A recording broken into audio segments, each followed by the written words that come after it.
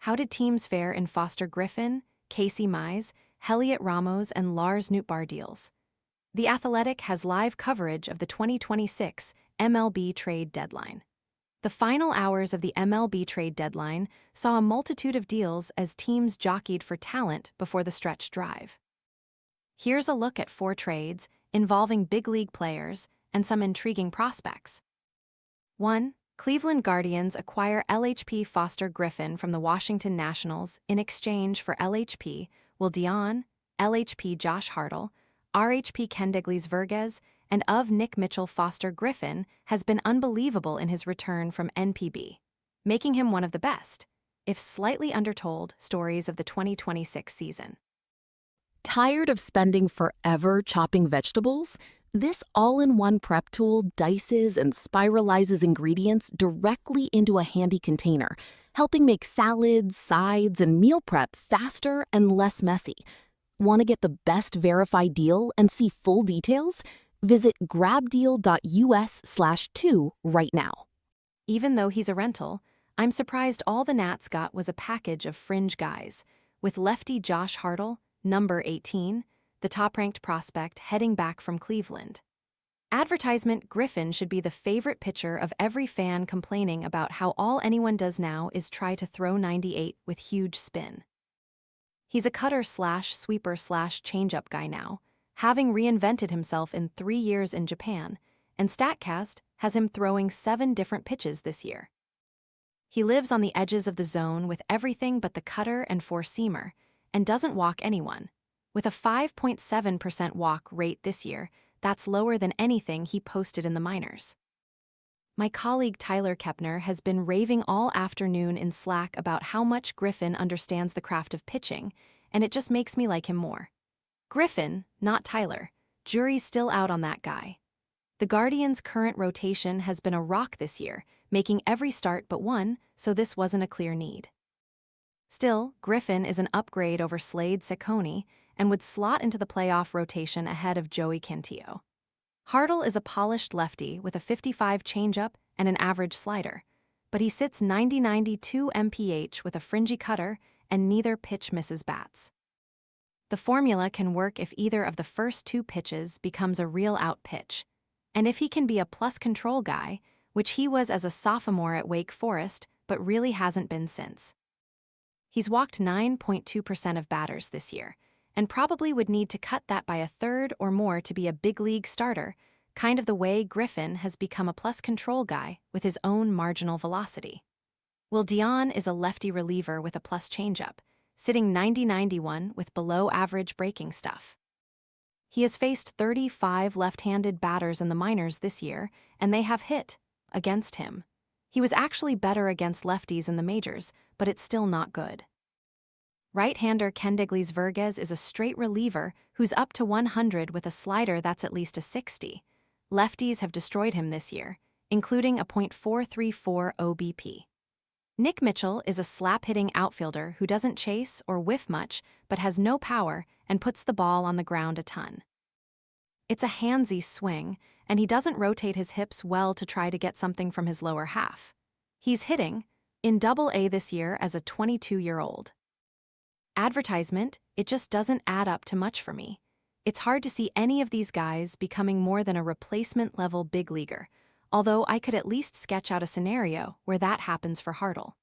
I was all in favor of the Nats trading Griffin on the assumption that they'd get more than this in return. 2. San Diego Padres acquire RHP Mize and IF Gage Workman from the Detroit Tigers in exchange for LHP's Cash Mayfield, and Jackson Wolf right-hander Mize has finally fulfilled the potential that made him the no.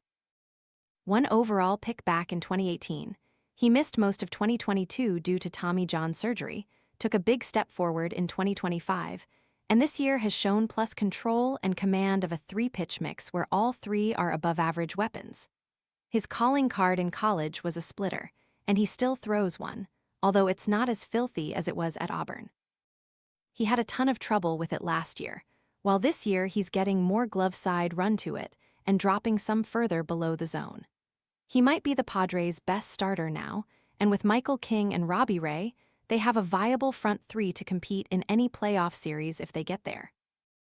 They also get Gage Workman, a plus runner who can move around the infield, lacking the bat to be more than a quadruple A player. Lefty Cash Mayfield was the Padres' first-round pick in 2024 out of an Alabama high school, but hasn't had the same velocity in pro ball that he did as an amateur. He was up to 98 in his draft year, but is more 90-94 now, with a plus changeup and below-average breaking ball. He's already 21 and has a 3.54 ERA in high A, averaging less than 4 innings a start while striking out 29% of hitters. Lefty Jackson Wolf made one start in the majors in 2023 and has spent most of the past 3 years pitching in the hitter-friendly park of El Paso, with a 6.48 ERA at that level in his career. He's a kitchen sink guy with below-average velocity, probably an up-and-down guy, but I would certainly like to see what he could do pitching in a normal environment rather than in the elevated parks of the PCL. 3. New York Yankees acquire Heliot Ramos from the San Francisco Giants in exchange for I.F. Keaton Kent, and LHP Henry Lalane. Heliot Ramos was an all-star in 2023, when he broke through in his third stint in the majors, hitting 22 homers with a .269322469 line. But the little signs that he would have trouble making contact were telling us something, and he has regressed each of the past 2 years. He's also turned out to be a pretty poor defensive outfielder, which is the most surprising part of his rapid rise and fall. What he can do, however, is hit for power against lefties, and the Yankees have room for that given how their outfield and DH spots typically go to left-handed batters. He's under team control through 2029 and will be arbitration eligible this winter under the current rules. Advertisement lefty Henry Lalane was Rule 5 eligible this December, but went undrafted, as he barely pitched last year after returning from a shoulder injury and was sitting more 90-91. He's sitting 93-96 again, touching 98, with a plus slider and above-average changeup. He's 6'7", and his extension can get up to 7.4 feet, but the delivery is still extremely inconsistent. He's very gangly and looks like he's still finding his coordination on the mound. To his credit, he hasn't walked many guys at all when healthy. With an 8.4% walk rate this year between low A and high A, he could be an above-average starter if he gets to consistent mechanics, especially if he finishes better out front so the four-seamer can play up to its velocity. The Yankees also get Keaton Kent, son of Jeff Kent, who is having a solid full-season debut in high A and looks like a future utility infielder. Needless to say, I think this is a pretty good return for the Giants given Ramos' limitations. 4. Arizona Diamondbacks acquire of Lars Nootbaar from the St. Louis Cardinals for RHP Daniel Egan, LHP Sandro Santana, and a player to be named later outfielder Lars Nootbaar has been a big stat-head favorite for a while. But he hasn't converted his strong batted ball data into consistent power or enough other production to be an everyday player, especially with his wide platoon splits.